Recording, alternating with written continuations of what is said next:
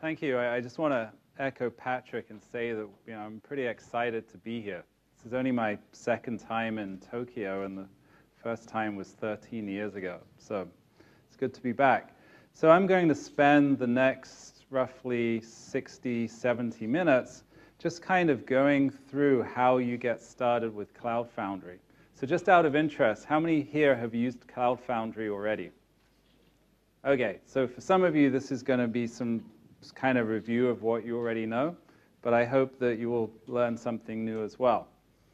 So I'm going to get into the getting started bit in a minute, but I want to take a step back and actually sort of give my take on why I think PaaS, or Platform as a Service, is important to developers like us. So if you're like me, you've probably been building a lot of applications that look like this. Simple, monolithic web applications, a single WAR file if you're programming in Java. Pretty much every application I've built for the past 10 years has looked like this. Just a single WAR file, even though internally there are all these different services. So if this was an e-commerce application, inside that WAR file, you'd have logic for the storefront, for accounting, for inventory, and for shipping. But it would all be pretty much bundled up into a single WAR file. And this kind of application is pretty simple to develop and simple to test. And if you need to scale it, then you put Apache in front, and so on. But even just basic development tasks aren't necessarily that straightforward. So let's imagine that you wanted to run a performance test. Where are you going to get the servers from? How long inside your organization will it take to get some servers to run a test? Who's going to set up the servers? Do they have time? Do they know how to do it properly? And who's going to configure Apache, Tomcat, MySQL? So even if you're with a simple monolithic application, something like running a performance test can be quite challenging.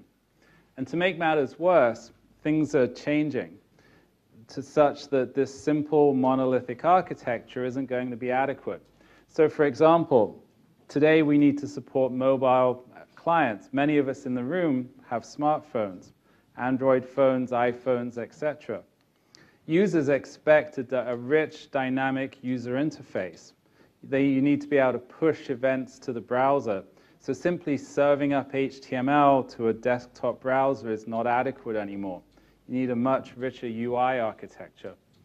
You also need to scale to handle massive throughput. And also you need to scale to deal with large volumes of data. You also need to scale development. Applications are getting more complicated. You need many people to work on them. And for that, you need much bigger teams. And if everybody's working on the same monolithic WAR file, that means an awful lot of coordination has to take place. The folks working on the inventory system can't release independently of the folks working on the accounting system. There's always a massive amount of coordination involved. And as a result, you end up needing to build applications that look more like this. So at the front end, you've got HTML5. You've got front-end servers like Node.js that can do things like push events to the applications running in the browser. In the middle tier, you've got multiple independent applications. So instead of a single WAR file, you have multiple web applications, one for shipping, one for inventory, one for accounting, and so on. And then maybe on the back end, you've got, in addition to SQL databases, you've got NoSQL databases as well. And then perhaps it's all tied together with a message broker like RabbitMQ. So in order to deal with modern requirements, we've gone from a monolithic WAR file to a much more elaborate application. And as you could imagine, developing and testing these kinds of applications is quite challenging. There are a lot more moving parts that need to be set up and configured and so on. It's a lot more difficult. So, for example, imagine you're fixing a bug and you need to run a JUnit test. But in order to run that test, you need MySQL and Rabbit and Mongo and all those different services. Who's going to set those up for you?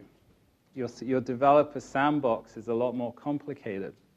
Or you want to run a functional test or a performance test, you've got many more servers to set up. So the answer to all of these problems is actually platform as a service. In other words, something like Cloud Foundry that gives you an easy way to deploy your application. So you can just push it into the cloud. You can manage your application through a simple user interface, and then you can easily scale up and down. That makes it much more easier to deploy modern kinds of applications. And then in addition, you have platform as a service provides a nice set of services like SQL databases, NoSQL databases, message brokers as well. So you don't have to figure out how to set those up. They're just readily available within the cloud environment. So that's my take on why I think platform as a service is important. And now I want to get back and talk more about Cloud Foundry. So as you know, Cloud Foundry is all about being open. It's an open platform as a service, lets you deploy and scale your application within seconds, but you're not locked into a proprietary API. It's just very open, very portable. Cloud Foundry is all about choice. You have a choice of frameworks. So out of the box, if you go to cloudfoundry.com, there's support for Spring, there's support for Scala, there's support for Rails, and there's also support for Node. Then in addition, the open source community has contributed support for Erlang and .NET and so on. Cloud Foundry is also about choice of services. So it supports various different databases and message brokers for you to use. And then also Cloud Foundry is about choice of clouds. So not only is there cloudfoundry.com, the public cloud, there's actually other public clouds that are Cloud Foundry based as well. But then there's also the microcloud, a VMware virtual machine that you can download and run on your laptop. And then there is also support for private clouds, so you can run Cloud Foundry in your in-house data center. And this support for clouds is just critical. It enables you to use both public and private clouds without having to change your application. It's the same environment, whether it's running in a public cloud or in a private cloud. You're also free to run your application in whatever cloud makes sense to you. You're not locked in to one particular cloud. There are going to be many Cloud Foundry-based clouds. If you need to run it in a particular geographic region, for example, you can find a Cloud Foundry cloud there. Or maybe you need to run it in-house and then run in a public cloud when your servers are busy. So multi-cloud flexibility is very important. So as Patrick mentioned, there are three forms of Cloud Foundry. There's cloudfoundry.com, which is the public cloud. There's also the microcloud that you can run internally on your USB. You download it or get the USB, run it on your laptop as a virtual machine. And then there's also the open source cloud that you can just download and install on your own infrastructure. So it's all about choice. And it lets you make a really interesting trade-off between development effort and flexibility. For example, you can run it you can deploy your application on a public cloud, which is effortless, just a single command. But on the other hand, when you run on a public cloud, many choices have been made for you. The cloud provider has determined what services, for example, are available, and you have to live within those constraints. At the other extreme, you can download the source code, run it in-house, and extend it to support the exact set of services that your application needs. So that's good. It's tailored to your application, but on the other hand, that's a lot of work. So Cloud Foundry lets you sort of pick where on the spectrum between of effort versus flexibility you want to be. So there are various places you can go to learn more about Cloud Foundry, various websites, Twitter, blogs, Facebook, etc. There's support. So many different places you can go to find out about Cloud Foundry. Okay, so I now want to walk through the whole process of getting started with Cloud Foundry, which I think many of you have already done. So, first step is to go to cloudfoundry.com and enter your email address. And then in order to expedite your sign-up, you should enter the promo code CFOpenTour 2012. That will cause your sign-up to get approved immediately. And then you'll get a welcome email telling you what your initial password is, and you can change that later if you want. So at this point, you're signed up, you've got credentials, and you can start using Cloud Foundry. And there's a number of different ways that you can use Cloud Foundry. One of them is through the VMC command line interface that Patrick's already demonstrated. There's also a plugin for the Apache Maven project. So if you're using Maven for your builds, you can actually, within Maven, deploy your application on Cloud Foundry. Grails also has a plugin. So if you're a Grails developer, there's a Cloud Foundry plugin for you. SpringSource Tool Suite, the Eclipse-based IDE for enterprise Java development, also has a plugin.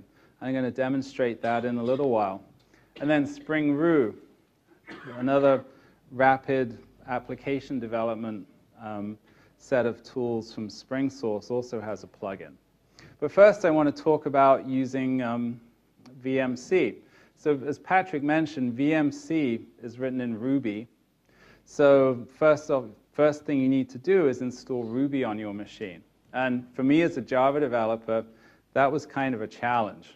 It took kind of a while to figure it out. But it turns out it's pretty straightforward.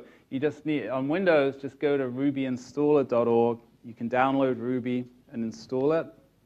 And then I hope you can read this at the back. And then once you've installed Ruby, you do gem install VMC to install the VMC CLI, and you're done.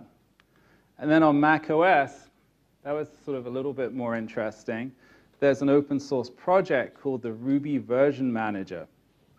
And so step one is to actually install that.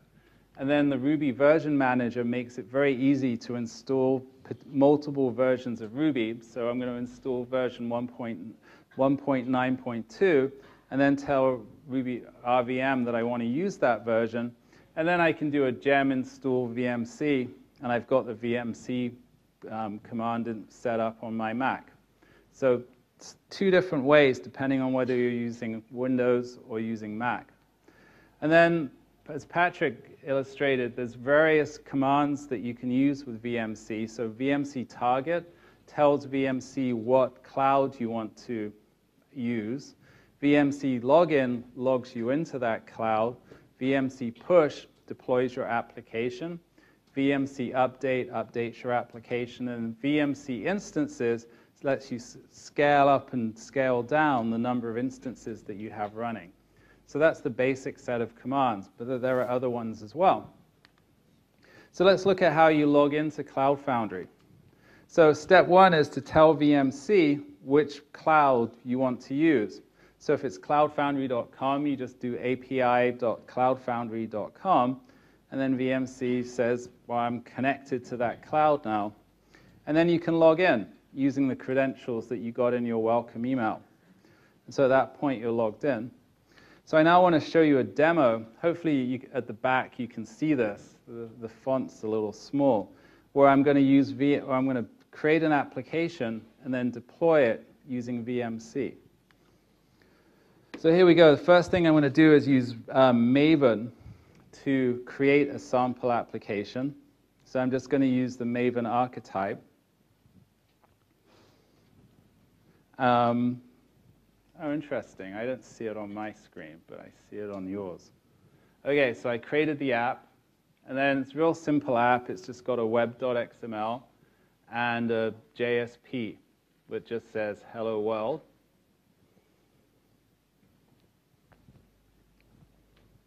So I'm going to package it up, build a WAR file. So I got my WAR file. And now at this point, I can just deploy it. So it's just a straightforward VMC push. And I just have to tell it the path to the directory that contains the WAR file. And I then tell it what URL I want to deploy my application at. And it says, this looks like a web application, your Java web app. And I tell it how much memory, and just take the defaults and it just uploads my app and deploys it. So, that was very quick. And then when I go look at the URL in the browser, it just says hello world.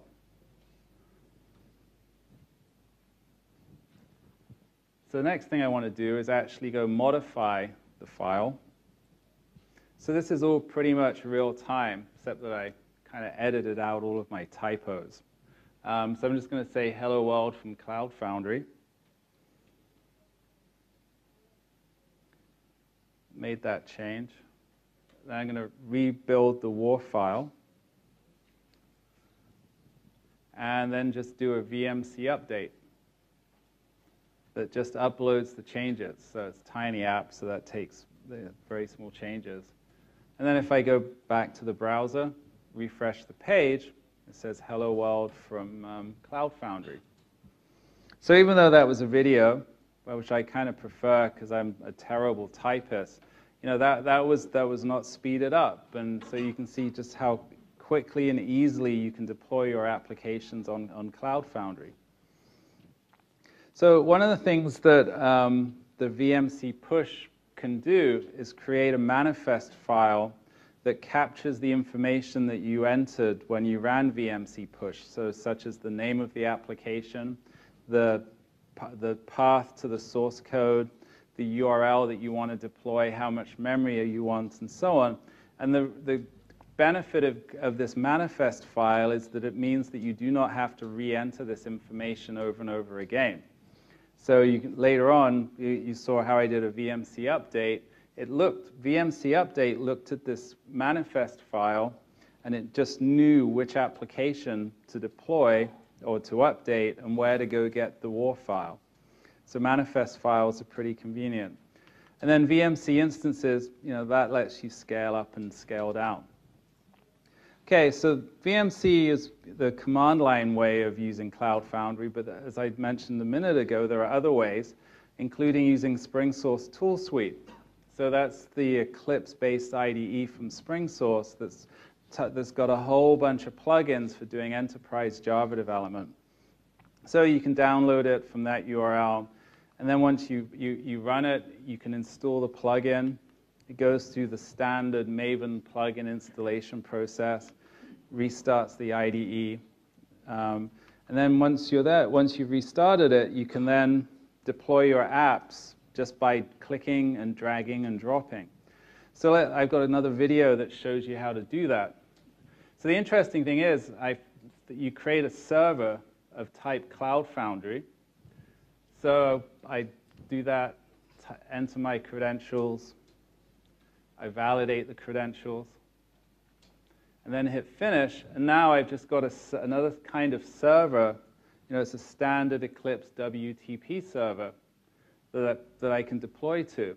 And I'm using a template to create a sample application here. So it's yet another Hello World application.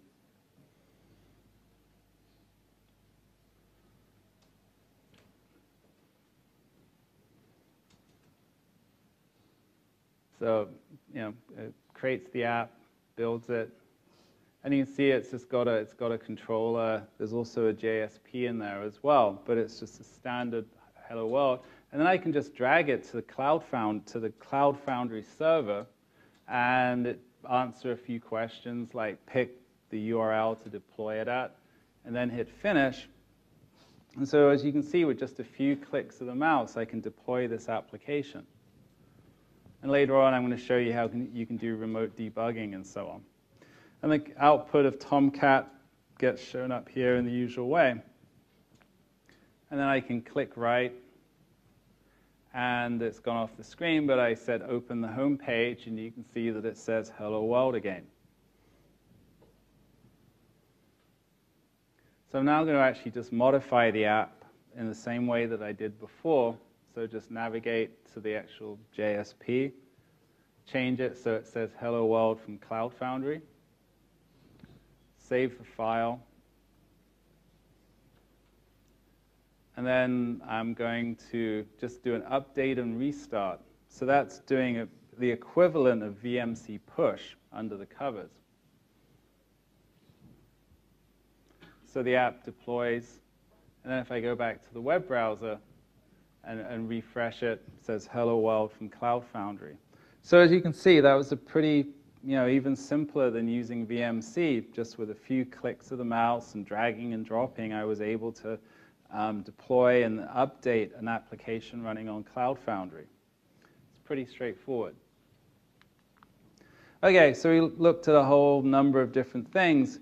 Kind of now want to just look under the covers and kind of talk very, very briefly about the Cloud Foundry architecture.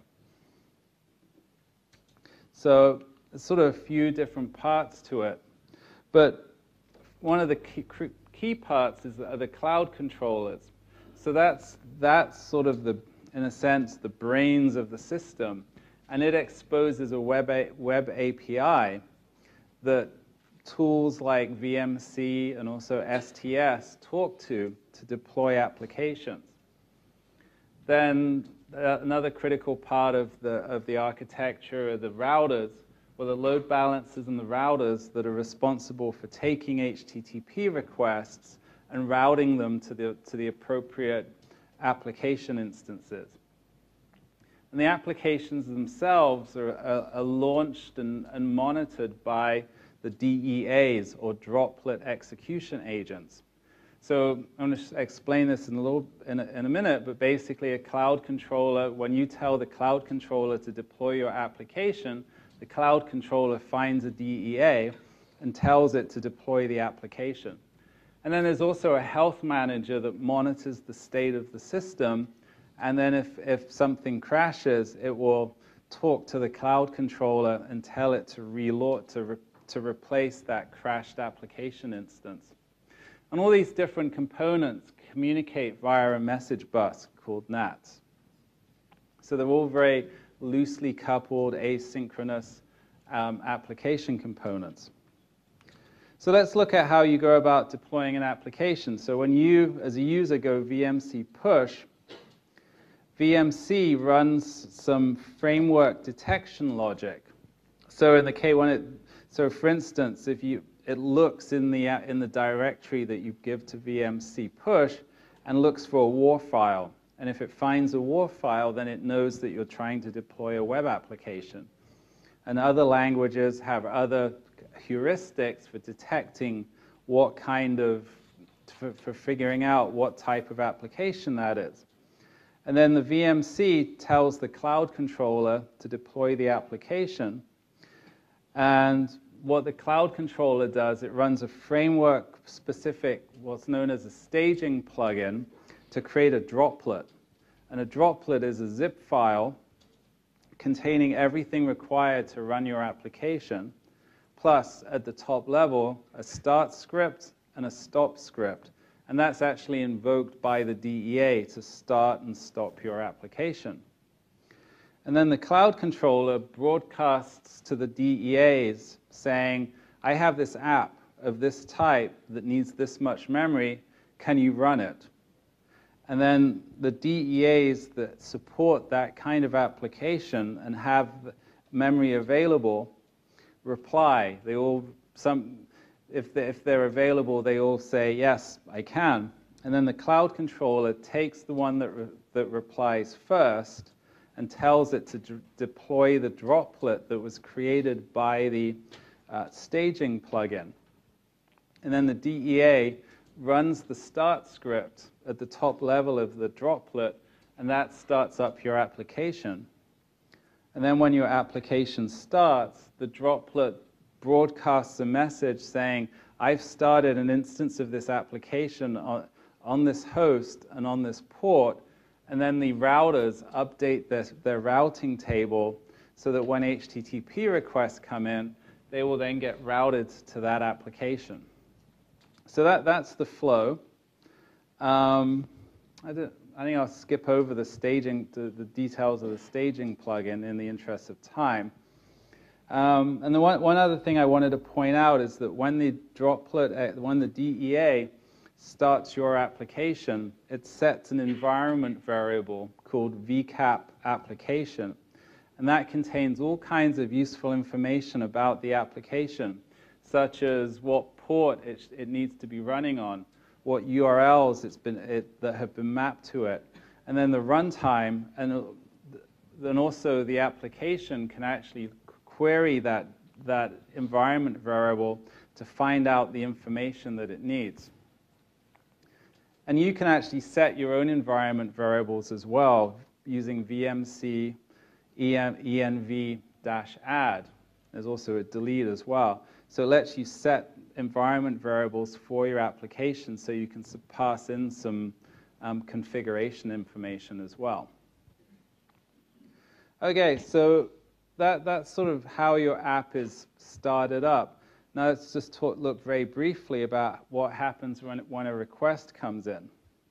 So the request comes in, it first goes to a load balancer, which then just picks a router to handle the request.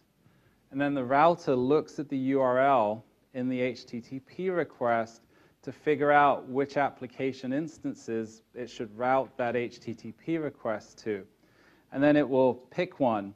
Or if you're using sticky sessions, it will route to the application instance that session belongs to. And that's pretty much it. That's just the flow for handling HTTP requests. So the other aspect of all of this is how the system deals with crashes. So if for instance, your application instance might crash. Maybe it runs out of memory, for example. If that happens, if the process exits unexpectedly, the DEA detects that and then broadcasts a message saying, this application instance crashed unexpectedly. That will cause the routers to remove that instance from their routing tables, so they will never forward HTTP requests to it. The health manager notices that message and then tells the cloud controller to launch replacement instances. And then the cloud controller goes through the deployment process again. Another more serious thing is if the virtual machine that the DEA is running on crashes, the application instances will obviously become unavailable. The health manager that's doing health checks would then detect that and then notify the cloud controller to launch replacement instances. So in either scenario, Cloud Foundry just automatically recovers from crashes, and you might not even notice that your application crashes from time to time because Cloud Foundry just will automatically restart more instances. So at this point, you might be wondering, well, where are my virtual machines? Cloud is all about virtual machines, and I haven't really talked about VMs up until now. So that's because Cloud Foundry has a layered architecture. So the layer that I've been describing simply consists of processes like the cloud controller, the DEA, the health manager, and so on.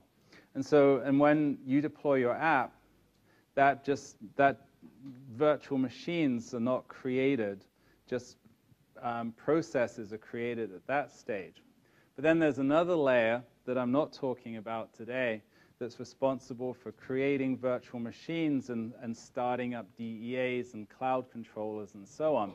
So what we've got here, because of this nice separation, it actually means that the cloud controllers and DEAs can run on a virtual infrastructure, or they can run on physical infrastructure, or they can run on your laptop. So there's a lot of flexibility in terms of where you can run Cloud Foundry, because none of these components are actually coupled to virtual machines. So it's a really, really powerful architecture. Okay, so that's the architecture, and I now want to talk about Micro Cloud Foundry. So what's that? So Micro Cloud Foundry is a cloud that's packaged as a virtual machine. So in other words, you actually have a virtual machine that contains everything that's running on cloudfoundry.com, except that it's all sort of nicely bundled up into this small package that you can download and install on your laptop or on your desktop. I think it's really, really useful as a developer sandbox, because it means by running, you run it on your laptop, you've got your own cloud all to yourself. You're not sharing it with anyone. You can take it on the train. You can take it on the plane. It's just, it just goes with you. So it's very slick. Now it's a virtual machine, which means that you need a certain amount of hardware to run it. I think most modern laptops are quite capable of running a VMware virtual machine. And then you also need some virtualization software as well, Fusion or Workstation or VMware Player. So let's walk through the process of getting started with Cloud Foundry. So the first thing you need to do is actually log in to cloudfoundry.com. And once you've logged in, you then have to pick a unique domain name for your microcloud. So if you think back to VMC target, which lets you tell VMC which cloud you want to use, you actually need a URL or host name at this point. And so a microcloud is no different. And so every microcloud that's out there has to have its own unique domain name, but it's all subdomains of cloudfoundry.me. And under the covers, the way that works is these cloudfoundry.me domain names actually resolve to the private IP address of your laptop or of your desktop, wherever your microcloud is running. There's some sort of tricks with DNS. So anyway, you have to create a unique domain name for your microcloud, and I used CER, my initials, -micro1, because this was the first one I created. And then Cloud Foundry verifies that that domain name is unique and then assigns it to you, and then actually gives you a configuration token, which is just a string that you then you have to keep this in a very safe place. You mustn't lose it, because I've lost mine. And you just have to write that down, and then later on, as part of setting up the microcloud, you then enter that configuration token when prompted. And I'll show you how to do that in a minute. So then the next thing you have to do is download and unzip the virtual machine. It's a 1 gig download, so it takes a little while.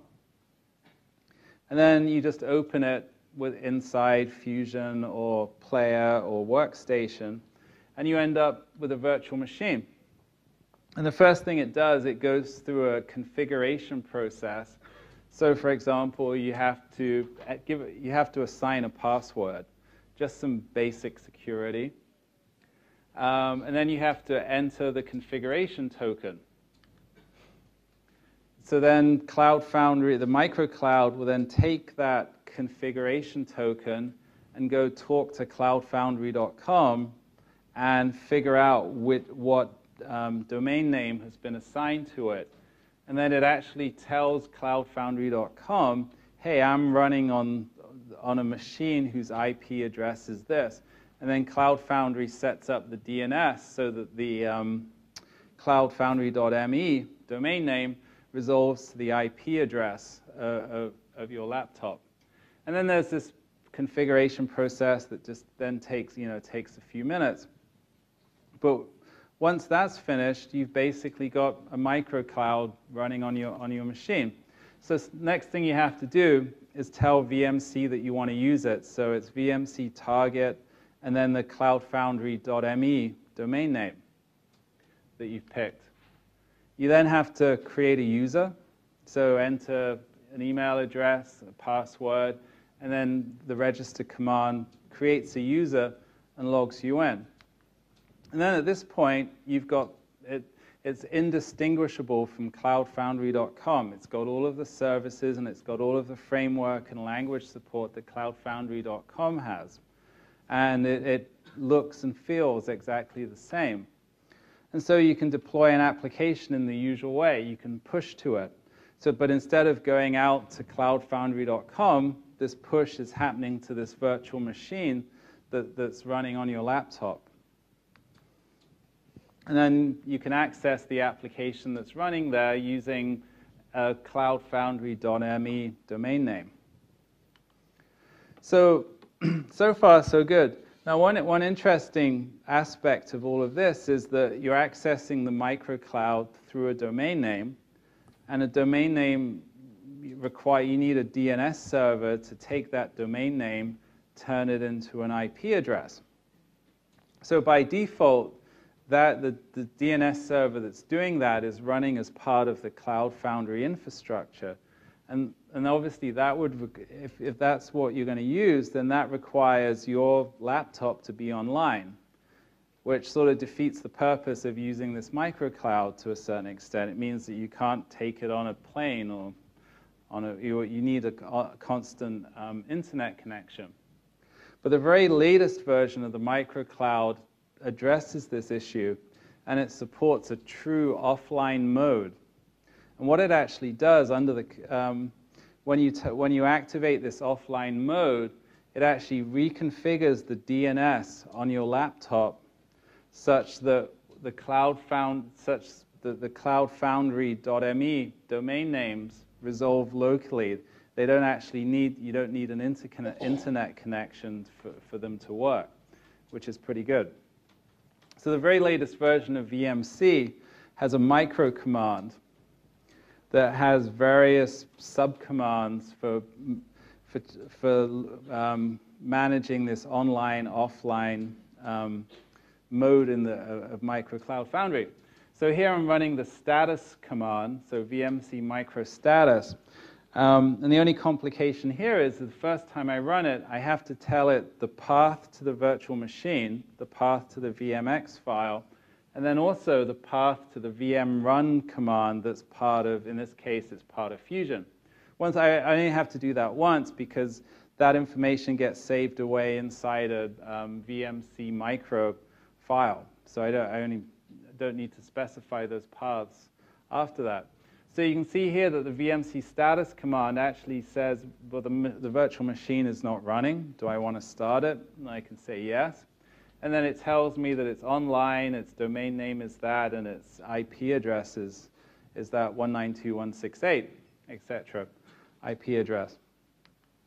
Then there are a couple of different commands, VMC micro offline and VMC micro online, for changing the offline-online status. So here I'm using VMC micro offline, and that reconfigures it takes the microcloud offline and reconfigures the DNS that's running sort of on your laptop to actually add microcloud Foundry as a DNS server. And so when you access your cloudfoundry.me domain name, it actually uses the microcloud itself as the DNS server to turn it back into the IP address of your machine. So it's there's some pretty clever tricks, but it's quite safe as well. But once you're in this offline state, you can disconnect your laptop from the internet and continue development, go on the train or get on a plane. And then when you get back to your office, you can go VMC micro online, which undoes the changes to DNS and puts the microcloud back into an online state. And so DNS is resolved using the internet. So it's pretty useful, just being able to take a cloud anywhere. You don't need an internet connection. So another really valuable feature of the microcloud is that it supports remote debugging within STS.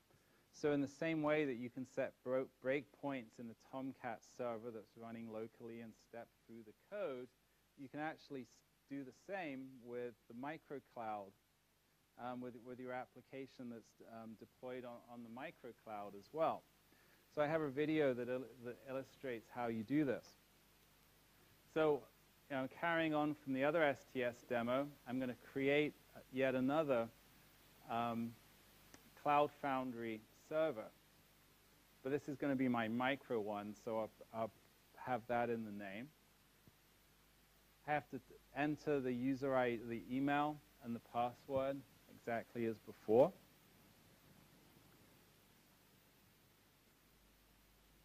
But this time, I tell STS that I want to access a microcloud. So So I tell it the name, it's CER Micro 1. I validate the credentials just to make sure they're correct. Then I hit finish, and now I've got a second Cloud Foundry server, and I can just drag and drop the application to that server to deploy it. And enter the same kind of information about URLs and that kind of thing. And then the app deploys. So it's somewhat exactly the same as if I was deploying to cloudfoundry.com. The only difference is that you're accessing it through this cloudfoundry.me domain name. But this is where it gets interesting. I'm going to stop the application. And then I'm going to restart it in debug mode. So, if you're used to Eclipse, this feels quite natural. So now we're running in debug mode. Now I'm going to set a breakpoint in the controller. So I've set a breakpoint in the usual kind of way. And now when I go to the browser and refresh the page, I end up in the debugger. So even though I've got an even though this application is running inside a cloud, I've got the standard Eclipse remote debugging capabilities. And my voice is changing. Anyway, so that's a really neat feature. So, so not only is the microcloud good for just sort of, it makes it even better for development and testing because you can debug in the usual kind of way. All right, so we've looked at a whole bunch of stuff to do with deployment. Looked at deploying with VMC, deploying with STS, remote debugging. We've also looked at the Cloud Foundry architecture and the microcloud and so on. So, deployment is one key aspect of platform as a service, but then the other equally as important aspect of platform as a service are the services that the cloud provides. So Cloud Foundry provides a number of different services. So we've got SQL databases like MySQL and Postgres. We have NoSQL databases like Mongo and Redis. And then there's also RabbitMQ, the message broker. So those are services that your application can use. But unlike, without using a PaaS, you don't have to do any complex setup or configuration. It's very, very straightforward to create instances of these services. So hopefully you can read that at the back, but basically you just go VMC, create service, service type, service name. And then a few seconds later, you then have, in this case, a MySQL service that you can use. No having to figure out how to download and install and set up MySQL, just one command, and you have a service. And that same kind of approach works for both Postgres and Rabbit and Mongo and Redis. So very easy to create services, just takes a few seconds. And then the other thing is, well, okay, I've got a service. How do I use it from my application? And in Cloud Foundry, there's the concept of binding. So you bind a service to your application, and that the act of doing that makes that service available to your application code. And there's a couple of different ways to do it. So if you'd looked closely when I used VMC, it actually asks you, do you want to bind a service to your application? And before I just said no, but in this example I say yes, and then it says, would you like to use an existing service? And I'll say yes. And then it just prompts me with a list of services, instances that I've created. And I just pick number 1, MySQL 1, and then it says, well, binding that service to my application. And then the rest of the deployment process continues. You can also bind you can use the VMC bind service command to just bind a service to an application. And so here, you can see I'm binding MySQL1 to my app, and it just binds the service, stops the app, restarts it.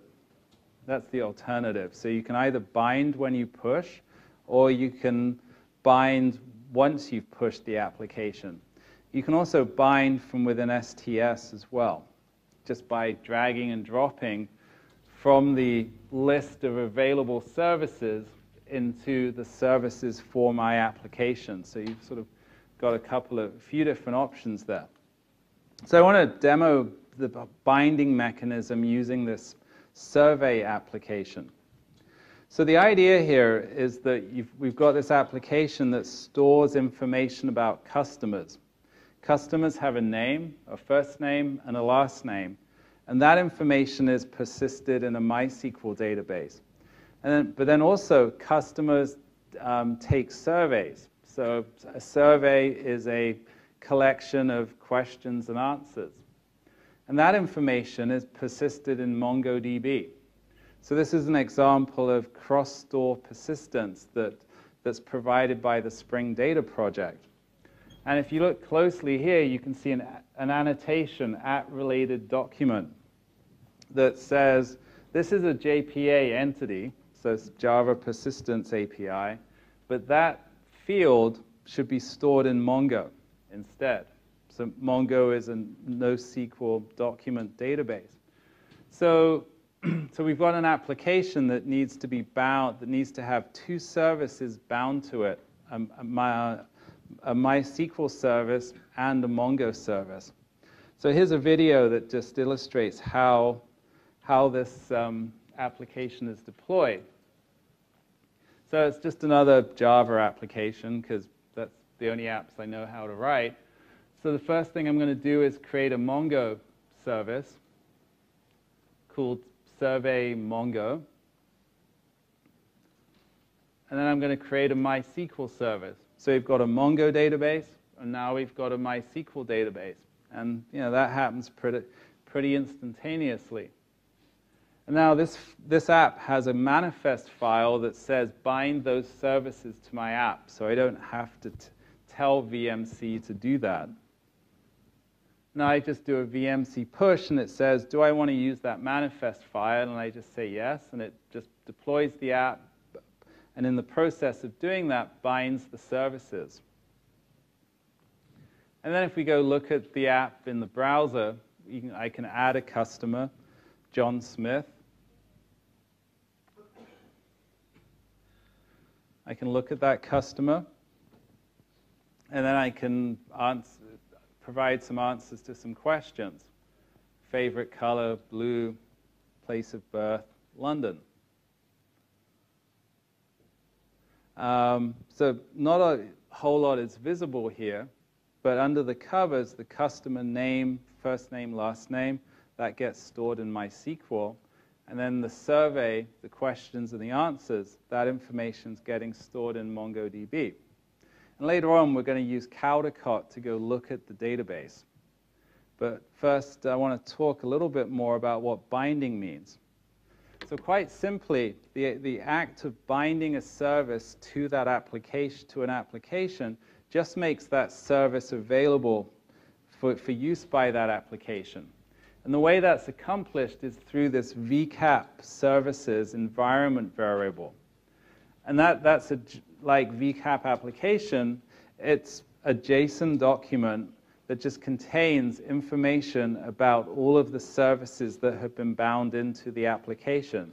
And the most important things about each service is the name of the service, MySQL1, the type of the service, MySQL 5.1, and then the information you need in order to access that service, the host name, a port, the username, password, and then in the case of a relational database, the schema. So it's all the standard information that you need to connect, in this case to MySQL, but it's wrapped up, is expressed as a JSON document. So that's how in Cloud Foundry an application can access the bound services. So it actually has to go look in this JSON document that's stored as an environment variable. Now, and there's a number of different ways that you can do it. So one option is just using whatever language, go look at that environment variable, parse it, and then look inside the JSON document you get back. So I've got a JavaScript example up top, and then there's also a Ruby example down below. But there are actually some nicer, higher-level mechanisms. So particularly with the Spring framework kind of hides all of this from you and integrates the JSON that exposes that VCAP services environment variable in pretty standard, using pretty standard Spring configuration mechanisms. But there's sort of multiple layers to it. So at the most basic layer inside a Spring app, you can use the Cloud Environment class to look up services without ever having to parse the JSON. And once you've looked up a service, you get back this RDBMS service info object, and from that you can create a data source. So that's one very basic way of doing it within the Spring framework. But there are actually much higher level mechanisms.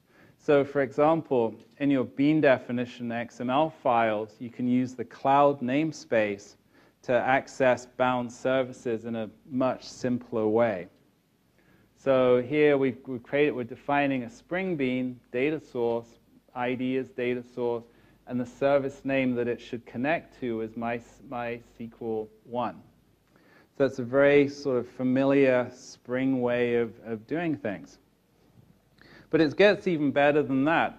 If in your application you have exactly one data source, Spring Bean, and you bind your application to exactly one SQL database, then the Spring Cloud Foundry runtime will automatically rewrite the data source bean definition to connect to that bound service.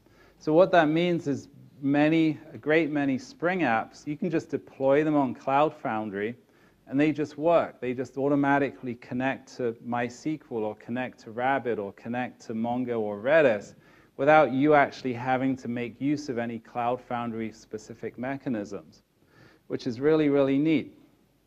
So that's available in Spring, but it's also available in Ruby, so I'm told. I haven't written any Ruby code in years, but I gather that there's all this auto reconfiguration mechanism in Ruby and Rails applications as well.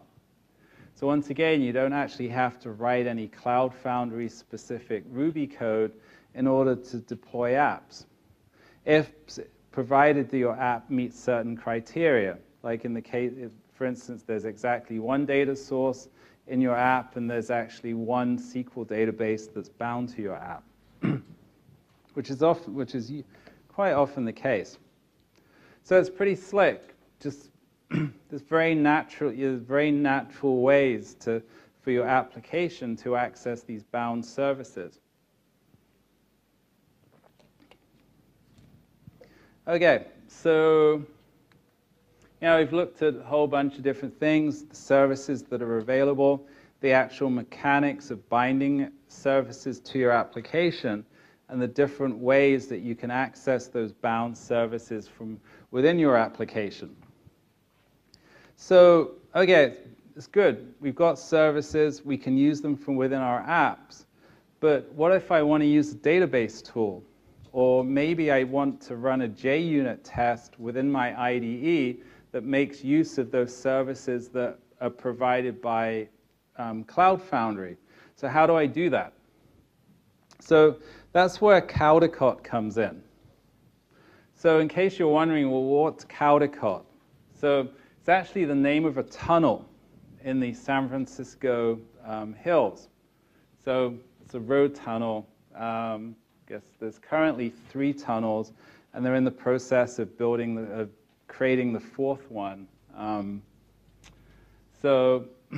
then it's a local landmark, and hence that's why it's the name of a product feature.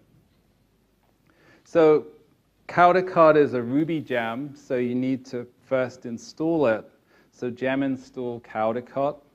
And then once you've done that, you can then use Caldecott to create a tunnel from your laptop or from your desktop to a service into the cloud. So in other words, what actually happens is you have Caldecott has a port, creates a port on your local machine, and when you access that port, you're actually connecting to the service running within Cloud Foundry, whether that's cloudfoundry.com or the microcloud, so hence the term tunneling. So here's a video, which hopefully at the back you can see, because I think the font's kind of small, where I'm tunneling through to MySQL. And then it actually says, do I want to run a command line? And now I've just got standard MySQL command line, and I can show the tables in my app, and I can look at the contents of a table, and I can see that I've got a customer, John Smith. So this is looking at the survey app. And now I'm going to look at the Mongo database that's got the survey information, and I'm going to tell it to run the Mongo command line. I'm going to say, show me the collections of documents. I've got a customer document, and then when I look at the customer document, you can see that I've got the survey info in there. It's kind of going by a little quickly, but I think you get the idea. So basically with VMC Tunnel, you can just connect to your database in the usual kind of way. And what's particularly nice about it is you don't actually have to run a command line tool. You can just say, don't run anything. And so now if your application connects to port 10,000 on your local machine, Caldecott is tunneling that to the MySQL service that's running within Cloud Foundry. So that's particularly useful because if provided that you plug the username, password, schema name into your JUnit tests, you can write JUnit tests that run against the services that are provided by Cloud Foundry. You don't have to set up those services yourself. So it's pretty useful. It's great. It's a great tool for, it's basically it acts as your developer sandbox. And you don't have to worry, you just install it without having to, and then you don't have to install MySQL, Rabbit, Mongo, Redis, etc. Very convenient. So that's my talk. So sort of in summary, Cloud Foundry is a remarkably easy way to deploy your applications. Cloud Foundry is all about choice. So you have choice of language and framework, whether that's Spring or Rails or Node. You have choice of services, MySQL database, Postgres, NoSQL databases, message brokers. And then also Cloud Foundry is all about choice of cloud. So whether it's public clouds, there's cloudfoundry.com, but there's also other Cloud Foundry-based public clouds. There's also the microcloud for running on your laptop. And then there's always the option of running Cloud Foundry in-house, either by downloading the source code for Cloud Foundry or by using a private cloud product that's available from some of the Cloud Foundry partners. So that's my talk, and I hope you found it useful. Thank you.